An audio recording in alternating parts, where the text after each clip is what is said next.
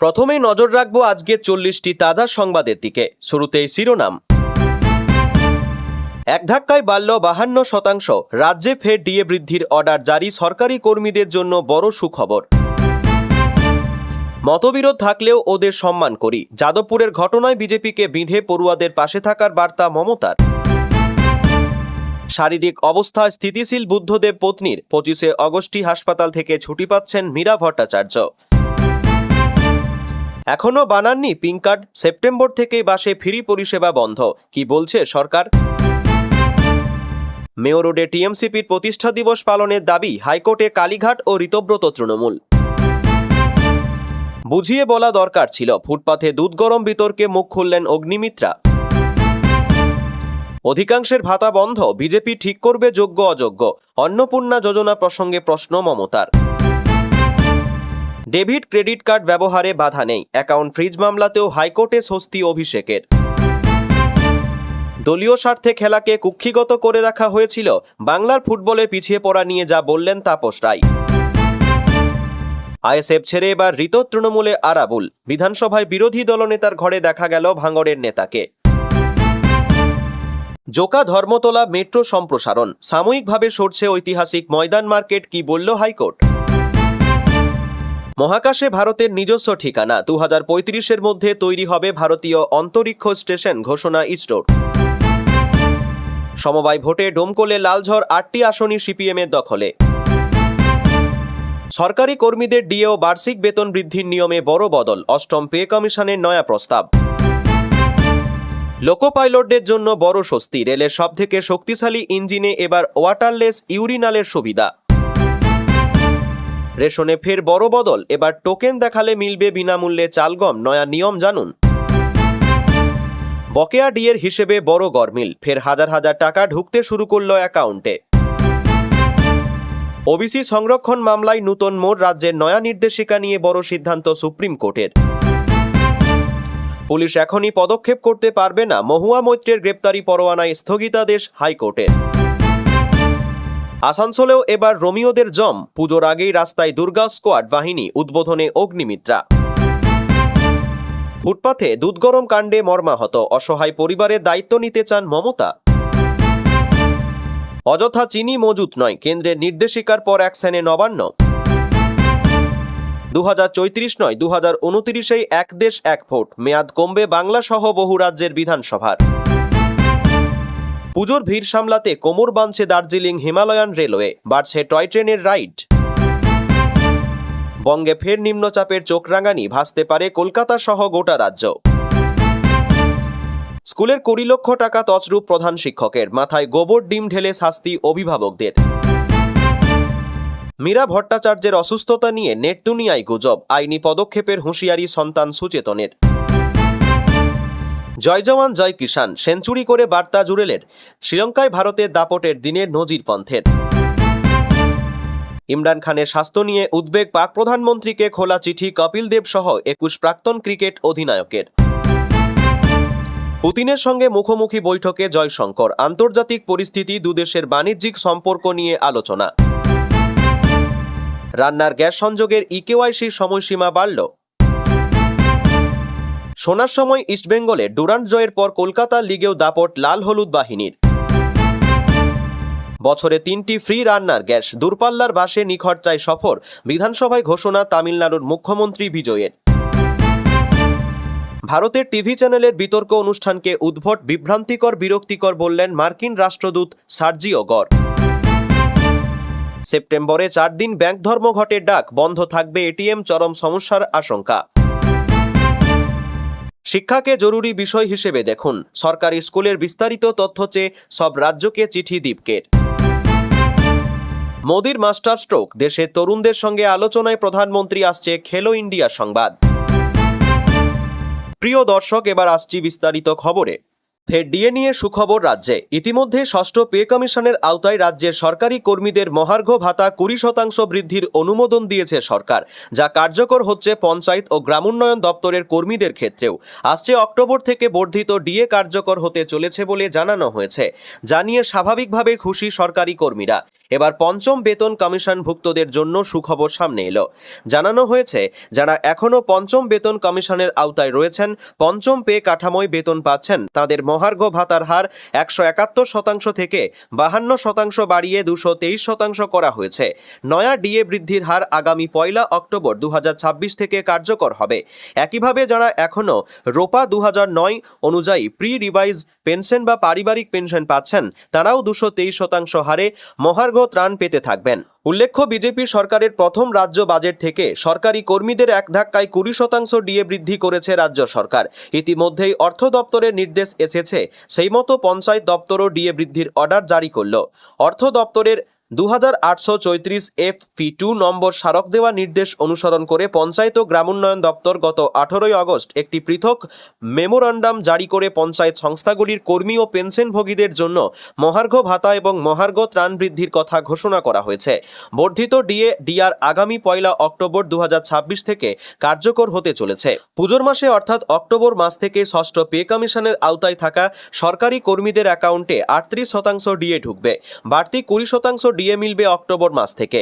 একইভাবে পঞ্চম পে কাঠামোয় যারা রয়েছেন, তারা 223% হারে ডিআর পাবেন অক্টোবর থেকে। যাদবপুর বিশ্ববিদ্যালয়ের সাম্প্রতিক ঘটনাকে কেন্দ্র করে উত্তপ্ত হয় রাজ্য রাজনীতি।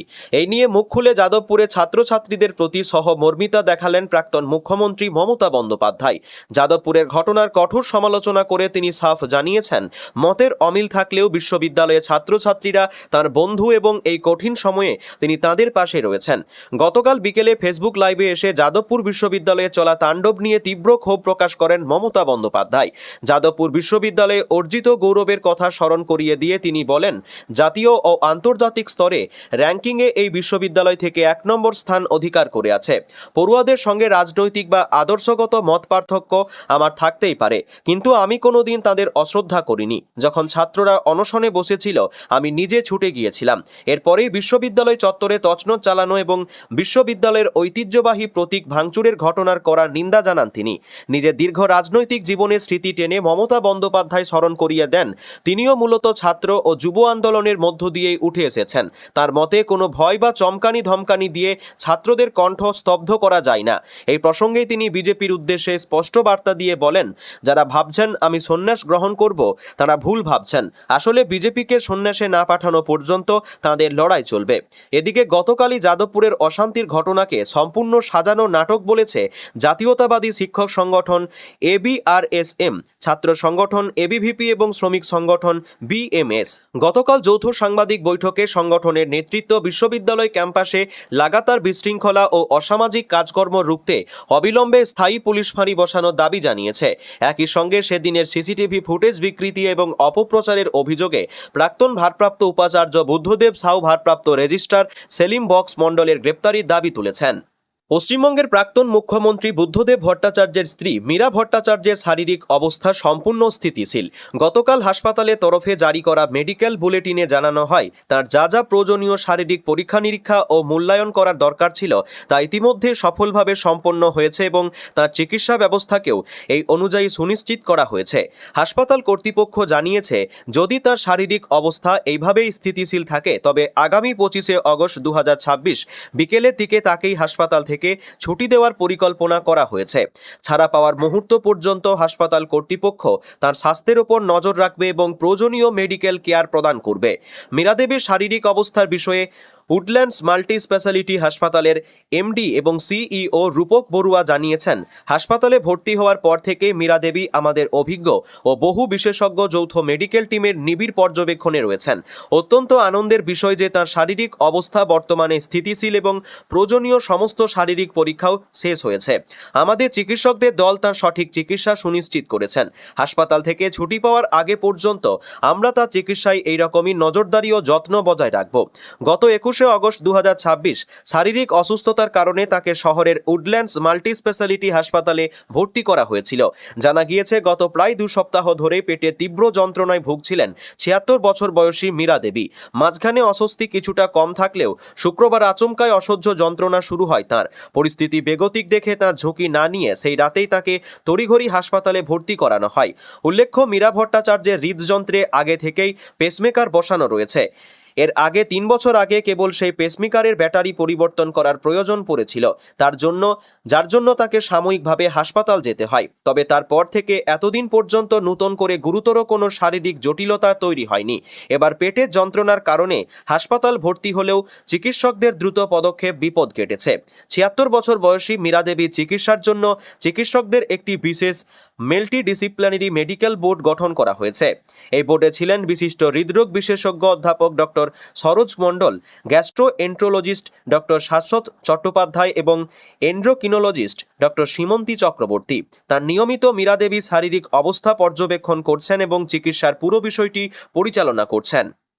রাজ্যের মহিলাদের জন্য বড় উদ্যোগ নিয়েছে সরকার। বাসে যাতায়াতের জন্য চালু হয়েছে পিঙ্ক কার্ড। এই পাস দেখালে বিনামূল্যে সফর করা যাবে সরকারি বাসে। তবে 1 আগস্ট থেকে চালু হয়ে গেলেও অনেক মহিলার কাছে এখনো পর্যন্ত পিঙ্ক কার্ড নেই। সেপ্টেম্বর মাসে কি সঙ্গে পিঙ্ক কার্ড না রাখলে ফ্রি পরিষেবা পাওয়া যাবে না? প্রথমবার বাংলায় ক্ষমতায় আসতেই রাজ্যের মহিলাদের জন্য সরকারি বাসে যাতায়াত ফ্রি বলে ঘোষণা করেন মুখ্যমন্ত্রী শুভেন্দু অধিকারী। চলতি মাসের শুরু থেকেই বহু মহিলা যাত্রী এই পরিষেবার সুবিধা নিয়েছেন। এরপর সরকারের তরফে পিঙ্ক কার্ড চালু করার কথা জানানো হয়। কিন্তু কেন দরকার এই কার্ড? সরকারের তরফে স্পষ্টই জানানো হয়েছে, পিঙ্ক কার্ড চালু হলে গোটা ব্যবস্থায় স্বচ্ছতা আসবে। যোগ্য এবং পশ্চিমবঙ্গের স্থায়ী বাসিন্দা যারা তারাই পাবেন পিঙ্ক কার্ড। অন্য কেউ এই কার্ড না পেলে দুর্নীতির আশঙ্কা কমবে অনেকটাই। গত 1 আগস্ট থেকে রাজ্যে চালু হয়ে গিয়েছে পিঙ্ক কার্ড। এই কার্ড থাকলে বিনামূল্যে যাতায়াত করা যাচ্ছে সরকারি বাসে। উল্লেখ্য, পিঙ্ক কার্ড না থাকা সত্ত্বেও অনেক মহিলা যাত্রী ফ্রিতেই সফর করছেন সরকারি বাসে।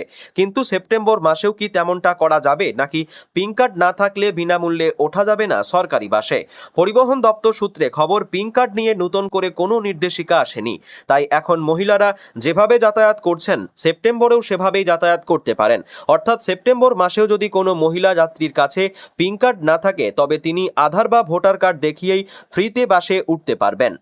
আগামী 28 আগস্ট তৃণমূল ছাত্র পরিষদের প্রতিষ্ঠা দিবস। এবার তা নিয়ে কালীঘাট তৃণমূল ও ঋতব্রতপন্থী তৃণমূলের মধ্যে শুরু হয়েছে দড়ি টানাটানি। দুই শিবিরের তরফে মেয়র রোডে গান্ধী মূর্তির পাদদেশে টিএমসিপির প্রতিষ্ঠা দিবস পালনের অনুমতি চাওয়া হয়েছে হাইকোর্টের কাছে। কিন্তু এখনও অনুমতি না মেলায় ফের কলকাতা হাইকোর্টে দ্বারস্থ হল কালীঘাট তৃণমূল। গতকাল বিচারপতি সৌগত ভট্টাচার্যের বেঞ্চ এই বিষয়ে দ্রুত শুনানির আবেদন জানান কালীঘাট তৃণমূলের আইনজীবীরা। আদালত সেই আবেদন মঞ্জুর করে। জানা গিয়েছে, আগামী মঙ্গলবার এই সংক্রান্ত মামলা শুনবে বিচারপতি সৌগত ভট্টাচার্যের বেঞ্চ। আগেই এই বিষয়ে কলকাতা হাইকোর্টে দ্বারস্থ হয়েছিল কালীঘাট তৃণমূল। কালীঘাট টিএমসিপির হয়ে আইনজীবী অর্ক কুমার নাগ এই সংক্রান্ত আবেদন জানিয়েছিলেন বিচারপতি সৌগত ভট্টাচার্যের এজলাসে। আবেদনে তিনি জানান, গত 27 জুলাই টিএমসিপির প্রতিষ্ঠা দিবসের অনুষ্ঠানের অনুমতি চেয়ে আবেদন জানানো হয় পুলিশে। এরপর গত 3 আগস্ট এবং 7 আগস্ট পুলিশের কাছে এ বিষয়ে জানতে চাওয়া হয়, কিন্তু এখনও পর্যন্ত আবেদনের কোনো জবাব পুলিশের তরফে দেওয়া হয়নি বলেই আদালতে দাবি। আইনজীবী বাধ্য হয়েই হাইকোর্টে দ্বারস্থ হয়েছেন বলে বিচারপতি সৌগত ভট্টাচার্যকে জানান আইনজীবী। জরুরি ভিত্তিতে যাতে মামলা শুনানি হয় সেই আবেদনও রেখেছিলেন। এরই মধ্যে ঋতব্রত আসল তৃণমূল কলকাতা হাইকোর্টে দ্বারস্থ হয়েছে। মেয়র রোডে গান্ধী মূর্তির পাদদেশে প্রতিষ্ঠা দিবস পালন করতে চেয়ে হাইকোর্টে দ্বারস্থ হয়েছেন আসল তৃণমূলের সুদীপ রাহা। তার আবেদন, আগামী 28 আগস্ট গান্ধী মূর্তির পাদদেশে সভা করার অনুমতি দেওয়া হোক। শুধু তাই নয়, আরও একটি পিটিশন দাখিল করে সেখানে দাবি করা হয়েছে, আমরাই আসল তৃণমূল ছাত্র পরিষদ। তাই তৃণমূল ছাত্র পরিষদের নাম ব্যবহার করে আরও যারা ওই গান্ধী মূর্তির পাদদেশে সভা করার আবেদন জানিয়েছে তাদের আবেদন বাতিল করা হোক। এহেন পরিস্থিতিতে অনুমতি পাওয়া নিয়ে তৈরি হয়েছে আরও জটিলতা। এরই মধ্যে এদিন ফের দ্রুত শুনানির আর্জি জানিয়ে কলকাতা হাইকোর্টে দ্বারস্থ হল কালীঘাট তৃণমূল। বলে রাখা প্রয়োজন, প্রত্যেক বছর মেয়র রোডে গান্ধী মূর্তির পাদদেশে তৃণমূল ছাত্র পরিষদের প্রতিষ্ঠা দিবস পালন করা হয়, যেখানে প্রধান বক্তা হিসাবে উপস্থিত থাকেন মমতা বন্দ্যোপাধ্যায়। যদিও বর্তমান পরিস্থিতি আলাদা। রাজ্যে পালাবদলের পর মমতা বন্দ্যোপাধ্যায়ের ঘর ভেঙে খান খান। একদল যোগ দিয়েছেন এনসিপিআইতে, অন্য দল ঋতব্রত বন্দ্যোপাধ্যায়ের আসল তৃণমূলে যোগ দিয়েছেন। গত 21 জুলাই শহীদ দিবস অনুষ্ঠান আলাদাভাবে পালিত হয়। এনসিপিআই সাংসদরা দিল্লিতে শহীদ দিবস পালন করেন। অন্যদিকে ঋতব্রত বন্দ্যোপাধ্যায় এবং মমতা বন্দ্যোপাধ্যায় আলাদাভাবে শহরের ওই দুই জায়গায় শহীদ দিবস পালন করেন। এবার তৃণমূল ছাত্র পরিষদের প্রতিষ্ঠা দিবস পালন নিয়েও নজিরবিহীন সংঘাত দুই শিবিরের। কলকাতার ফুটপাতে নাতির জন্য দুধ গরম করছিলেন বৃদ্ধা। যে কোনো মুহূর্তে বিপদ ঘটে যাওয়ার আশঙ্কায় তাকে সেই কাজে বাধা দেন।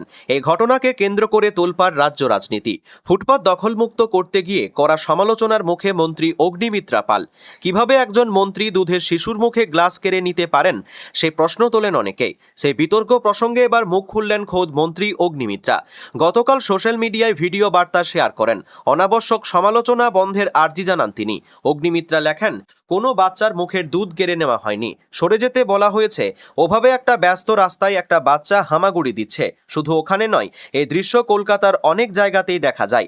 একটা দুর্ঘটনা যখন তখন হয়ে যেতে পারে, কে দায় নেবে তার? যারা কাল থেকে মানবিকতার কথা বলছেন তারা, যে সরকার বছরের পর বছর ধরে ফুটপাতে মানুষদের বসিয়েছেন, কর্মসংস্থান করেননি, শুধু তোলাবাজি, ঘুষ আর যত রকমের দুর্নীতি হয় সেগুলো করে গিয়েছেন গত 15 বছর ধরে, তারা আজ জনদরদি?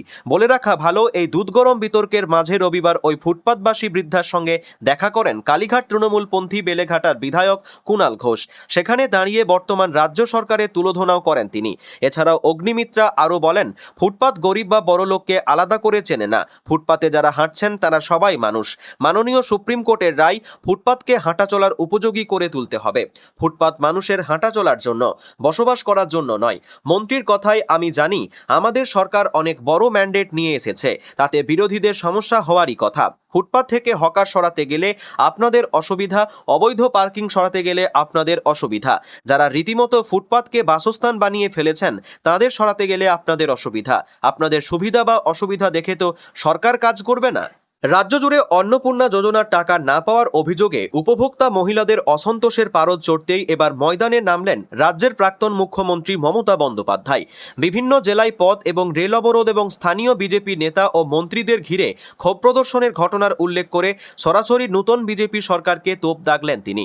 অন্নপূর্ণা যোজনা যোগ্য অযোগ্যের বিচার এবং ভাতার টাকা না মেলা নিয়ে রাজ্য সরকারের সদিচ্ছা নিয়ে তীব্র প্রশ্ন তুলেছেন কালীঘাট তৃণমূল প্রধান।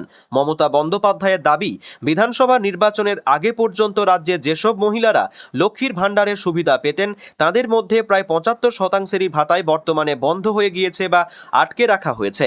সুনির্দিষ্ট পরিসংখ্যান পুরোপুরি স্পষ্ট না হলেও বেশিরভাগ মহিলাই যে এই প্রতিশ্রুতি অনুযায়ী আর্থিক সাহায্য থেকে বঞ্চিত হচ্ছেন তা নিয়ে কোনো সন্দেহ নেই বলে জানান তিনি। 2026 সালের নির্বাচনের আগে বিজেপি যে সমস্ত প্রতিশ্রুতি দিয়ে ক্ষমতায় এসেছিল, কাজের বেলায় তার ঠিক উল্টো পথ হাঁটছে বলে অভিযোগ করেন প্রাক্তন মুখ্যমন্ত্রী। প্রশাসন ও বিজেপি সরকারের ভূমিকা নিয়ে খোঁচা দিয়ে মমতা বন্দ্যোপাধ্যায় বলেন, শাসক দল এখন কেবল বিরোধী রাজনৈতিক কর্মীদের বিরুদ্ধে মামলা দিতেই ব্যস্ত। এখনো পর্যন্ত তৃণমূল কংগ্রেসের প্রায় 15 থেকে 20 হাজার কর্মী সমর্থকদের বিরুদ্ধে নানা কেস দায়ের করা হয়েছে বলে দাবি করেন তিনি। তার অভিযোগ, রাজনৈতিক প্রতিহিংসা মেটাতে গিয়ে অন্নপূর্ণা যোজনার টাকা সাধারণ মহিলারা পাচ্ছেন কিনা সেদিকে নজর দেওয়ার বিন্দুমাত্র সময় নেই সরকারের।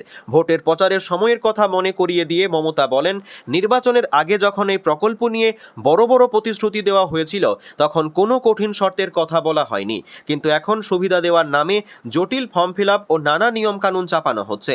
কে অন্নপূর্ণার টাকা পাওয়ার যোগ্য আর কে যোগ্য নন তা স্থির করার অধিকার বিজেপির নেই বলে স্পষ্ট জানিয়েছেন তিনি। প্রসঙ্গত, অন্নপূর্ণা যোজনা নিয়ে রাজ্য জুড়ে বিক্ষোভের ঘটনায় ইতিমধ্যেই পুরমন্ত্রী অগ্নিমিত্রা পাল দাবি করেছেন তৃণমূলের লোকেরাই এর ভিতরে রয়েছে এবং উস্কানি দিয়ে গন্ডগোল পাকানোর চেষ্টা করছে। অ্যাকাউন্ট ফ্রিজ মামলায় এবার কলকাতা হাইকোর্টে স্বস্তি তৃণমূল সাংসদ অভিষেক বন্দ্যোপাধ্যায়ের। গতকাল অ্যাকাউন্ট ফ্রিজ মামলা শুনানিতে ফের হাইকোর্টের ভর্ৎসনার মুখে পড়তে হয় ব্যাংক কর্তৃপক্ষকে। কেওয়াইসি আপডেট না থাকায় অ্যাকাউন্ট ফ্রিজ করা হয়েছিল বলে জানিয়েছেন ব্যাংক। তা নিয়ে কলকাতা হাইকোর্টে মামলা দায়ের করেছিলেন তৃণমূল সাংসদ। সোমবার সেই মামলারই নিষ্পত্তি করে ব্যাংক কর্তৃপক্ষকে সতর্ক করল কলকাতা হাইকোর্ট। অভিষেকের পক্ষে আইনজীবী অয়ন ভট্টাচার্য আদালতে জানান, কেওয়াইসির সময় তার মক্কেলের কোনো ছবি নেওয়া হয়নি। অভিষেক কেওয়াইসি করাবেন না এমন কথাও কখনো বলেননি। কেওয়াইসি না হলে আংশিক ফ্রিজ করা যায়, তাও নোটিশ সহ। আরবিআই গাইডলাইন মেনে কাজ করতে হবে। ব্লক কেন করা হলো প্রশ্ন তোলেন আইনজীবী ভট্টাচার্য। ভবিষ্যতে এমন কোনো পদক্ষেপ করতে না পারে সে বিষয়ে কর্তৃপক্ষকে সতর্ক করার আর্জিও জানান তিনি। এই প্রসঙ্গে ব্যাংক কর্তৃপক্ষের তরফে আইনজীবী জানান, আমরা কখনো বলিনি ওনাকে সশরীরে আসতে হবে। আমাদের তাকে উদ্দেশ্য প্রণোদিত হেনস্থার কোনো ইচ্ছাও নেই। এটা টেম্পোরারি ব্লকিং। এই মামলায় বিচারপতি কৃষ্ণা রাওয়ের পর্যবেক্ষণ এখন যে কোনো গ্রাহকের ক্ষেত্রেই আপনারা কারোর বিরুদ্ধে পদক্ষেপ করলে আগে জানান। নির্ধারিত সময়ে কাজ না হলে তারপর ব্লক করুন, এটাও কোনো সমাধান নয়। আদালতে ব্যাংক জানিয়েছে অভিষেক বন্দ্যোপাধ্যায়ের ক্রেডিট কার্ড, ডেবিট কার্ড সক্রিয় করা হয়েছে, অ্যাকাউন্টও ডিফ্রিজ করা হয়েছে। ব্যাংকের বক্তব্য শোনার পর মামলাটি নিষ্পত্তি করে দেন বিচারপতি রাও। একসময় ভারতীয় ফুটবলে বাংলা যে গৌরবময় নেতৃত্ব দিত তা আজ অনেকটাই ম্লান। দীর্ঘ বছর ধরে ক্রীড়াক্ষেত্র অবহেলিত থাকার জন্য কোনো রাখঢাক না করে সরাসরি দলীয় সংকীর্ণতা ও রাজনৈতিক কক্ষিগত মানসিকতাকেই কাঠগড়ায় তুললেন রাজ্যের মন্ত্রী তাপস রায়। সাংবাদিকদের মুখোমুখি হয়ে বাংলার ফুটবল ও সামগ্রিক ক্রীড়া জগতের পিছিয়ে পড়া দশা নিয়ে তীব্র ক্ষোভ উগরে দেন তিনি। একই সঙ্গে পুরনিয়োগ দুর্নীতি থেকে শুরু করে বারুইপুরের রাজনৈতিক খুন এবং স্কুলে জরাজীর্ণ পরিকাঠামো নিয়ে একের পর এক মন্তব্য করেছেন তিনি। সাংবাদিকরা যখন বাংলার ফুটবলের অগ্রগতি ও অতীতের সোনালী দিন নিয়ে প্রশ্ন করেন, তখন কিছুটা আক্ষেপের সুরে মন্ত্রী বলেন, বাংলা একসময় বছরের পর বছর ভারতীয় ফুটবলের নেতৃত্ব দিয়েছে, যা হওয়া উচিত ছিল আজ তা হয়নি। যে কোনো কারণেই হোক অন্যান্য ক্ষেত্রের মতো ক্রীড়াক্ষেত্র উপেক্ষিত থেকেছে। মাননীয় মুখ্যমন্ত্রীরও ইচ্ছা এই ব্যবস্থার আমূল পরিবর্তন ঘটানো। এরপরই তাপস রায় জানান, খেলাধুলাকে রাজনৈতিক বা দলীয়ভাবে কক্ষিগত করে রাখা হয়েছিল। তার কথায় যে কোনো ক্ষেত্রে মানুষের মনটাকে সম্প্রসারিত করতে হয়। সবকিছু কক্ষিগত করলে এবং রাজনৈতিক বা দলীয় গণ্ডিতে আটকে রাখলে তা কখনো বিকশিত হয় না, উদ্ভাসিত হয় না। সংকীর্ণ মনারা নিজেদের দলীয় স্বার্থে সবকিছু কক্ষিগত করে রাখত এবং তাতেই আত্মপ্রসাদ লাভ করত। রাজ্যের পুরনিয়োগ দুর্নীতি প্রসঙ্গে সিবিআইয়ের ভূমিকা এবং দক্ষিণ দমদম, কামারহাটি ও বোরানগর পুরসভা কর্মীদের তলব নিয়ে প্রশ্ন করা হলে মন্ত্রী অত্যন্ত স্পষ্ট ভাষায় জানান, দুর্নীতি যে হয়েছে তা আজ প্রতিষ্ঠিত। টাকা নিয়ে চাকরি দেওয়া হয়েছে, সেই সত্যিটা অস্বীকার করার কোনো জায়গাই নেই। এই দুর্নীতির সঙ্গে যারা প্রত্যক্ষ বা পরোক্ষভাবে যুক্ত তাদের অবিলম্বে চিহ্নিত করে দেশের আইন অনুযায়ী কঠোর শাস্তি দেওয়া উচিত বলে মন্তব্য করেন তিনি। সম্প্রতি বর্ষার মরশুমে স্কুল চত্বরে পড়ুয়াদের সাপে কামড়ানোর ঘটনা এবং জরাজীর্ণ স্কুল বাড়িগুলির নিরাপত্তা নিয়ে উদ্বেগ প্রকাশ করেন মন্ত্রী।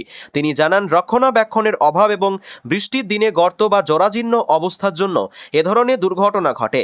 এ বিষয়ে তিনি সংশ্লিষ্ট স্কুল কর্তৃপক্ষকে আরও অনেক বেশি সতর্ক ও সচেতন হওয়ার পরামর্শ দিয়েছেন। জল্পনা ছিলই, গতকাল তারই স্পষ্ট ইঙ্গিত মিলল। আইএসএফ ছেড়ে এবার ঋতব্রত বন্দ্যোপাধ্যায়ের তৃণমূল শিবিরে আরাবুল ইসলাম। গতকাল বিধানসভার বিরোধী দলনেতার ঘরে দেখা যায় ভাঙড়ের নেতাকে। ২৬-এর বিধানসভা নির্বাচনের আগেই তৃণমূল কংগ্রেস ছেড়ে আইএসএফে যোগ দিয়েছিলেন আরাবুল ইসলাম। সেই সময়ে তিনি জানিয়েছিলেন তৃণমূলের জন্য তিনি প্রাণপাত করেছেন, কিন্তু সেই দলই তাকে বারবার অপমানিত করেছেন। সে জায়গা থেকেই তার এই সিদ্ধান্ত। কিন্তু ভোটের ফলের কয়েক মাসের মধ্যেই নৌসাদের দলের বিরুদ্ধে কার্যত একই রকম অভিযোগ তুলে পদ ছেড়েছেন তিনি। আইএসএফ ছাড়ার পর আরাবুলের রাজনৈতিক ভবিষ্যৎ কি হতে পারে তা নিয়ে কৌতূহল তৈরি হয়েছিল। তবে রাজনৈতিক মহলের একাংশে ধারণা ছিল তিনি হয়তো আবার পুরনো দলেই ফিরবেন। তবে এক্ষেত্রে তা কালীঘাট তৃণমূল হবে নাকি ঋতদ তৃণমূল তা নিয়ে অল্প হলেও সংশয় ছিল। যদিও গতকালকের পর সব জল্পনার মোটামুটি অবসানই ঘটল। বর্তমানে তৃণমূল কংগ্রেস দুই ভাগে বিভক্ত। একে একে অধিকাংশ বিধায়ক এবং সাংসদ মমতা বন্দ্যোপাধ্যায়ের হাত ছেড়েছেন। তারা নিজেদের আলাদা শিবির তৈরি করেছেন। এবার আরাবুল ইসলামকেও সেই ঝুঁকতে দেখা গেল। এখন দেখার আগামী দিনে এই শিবিরে ভাঙড়ের নেতার ভূমিকা কি হয়। আইএসএফ ছেড়ে আরাবুলের বক্তব্য ছিল তারা একনায়কতন্ত্র চালাচ্ছে। আবার আরাবুলের দল ছাড়া নিয়ে প্রশ্ন করা হলে নৌসাদ জানান, দল ছেড়ে গিয়েছেন বলেই যে তিনি নীরব থাকবেন তেমনটা নয়। আইএসএফ বিধায়কের কথায় তিনি দল ছেড়ে বেরিয়ে গিয়েছেন বলেই তার বিরুদ্ধে কথা বলবো না তা নয়। তবে আমরা গ্রামের দিকে কিছু প্রাণীকে মুখে জাল দিয়ে রাখি যাতে তারা নোংরা কিছুতে মুখ না দেয়, কিন্তু তা সত্ত্বেও সেই সব প্রাণী মাঝে মধ্যেই নোংরা জঞ্জালে মুখ দেয়। প্রসঙ্গত ২০০৬ সালে ভাঙড় বিধানসভা কেন্দ্র থেকে সিপিএম প্রার্থী মোশাররফ হোসেন নস্করকে হারিয়ে তৃণমূলের বিধায়ক হয়েছিলেন আরাবুল। তখন বিধানসভা তৃণমূলের মোট ৩০ জন বিধায়কের মধ্যে তিনি ছিলেন অন্যতম।